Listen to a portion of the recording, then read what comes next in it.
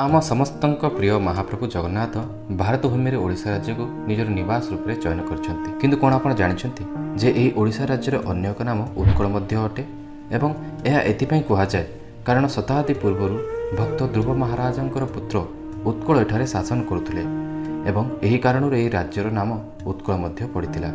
एही राज्य जेते भी राजा होइथिले समस्ते प्रायतः प्रभु जगन्नाथंकर भक्त थिले एवं सेमाने समस्ते महाप्रभु अधीन होई शासन करथिले।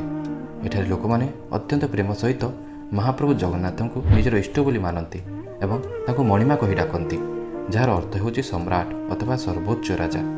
प्रेम ओडिशार लोक माने महाप्रभु को जगबंधु, कालिया, कला ठाकुर, दारुब्रह्म, चका आखि, चकाडोला एवं पुरुषोत्तम इत्यादि नाम जानती।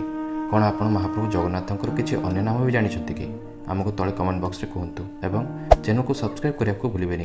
जय जगन्नाथ।